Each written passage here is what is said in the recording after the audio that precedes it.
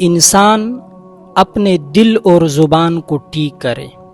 یہ دو اعضاء جب ٹھیک ہو گئے تو پورا جسم ٹھیک ہوگا، اور اگر یہ دو اعضاء خراب ہو گئے تو پورا جسم خراب ہوگا۔ انسان کے اعضاء میں سے بہترین اعضاء بھی دل اور زبان ہیں، اور بدترین اعضاء بھی دل اور زبان ہیں۔ اگر انسان نے اپنے دل اور زبان کو ٹھیک کر لیا تو باقی پورا جسم اور پورے جسم کے اعضاء ٹھیک ہوں گے، اور اگر انسان نے اپنے دل اور زبان کو ٹھیک نہیں کیا تو پھر پورا جسم اس کا ٹھیک نہیں ہوگا۔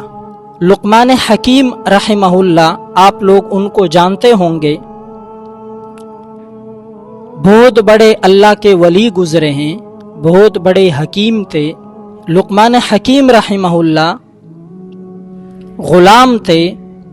ان کے آقا نے ان کو کہا، لقمان حکیم آپ ایک بکری کو ذبح کر دو اور میرے پاس بہترین اعضاء لے کر آؤ۔ تو لقمان حکیم رحمہ اللہ چلے گئے اور بکری کو ذبح کیا۔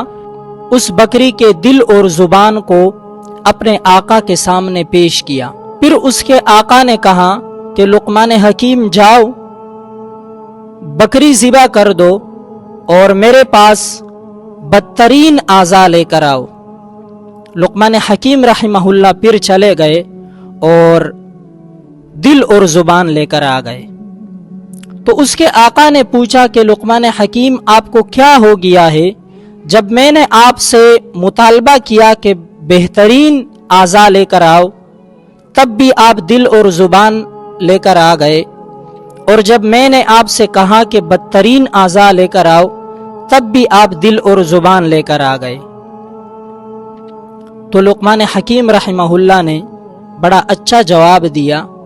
لقمان حکیم رحمہ اللہ کہنے لگے کہ آقا، یہ دل اور زبان اگر ٹھیک ہو جائے تو باقی اعضاء بھی ٹھیک ہوں گے، اور اگر یہ دل اور زبان خراب ہو جائیں، بگڑ جائیں، تو باقی اعضاء بھی خراب نکلیں گے۔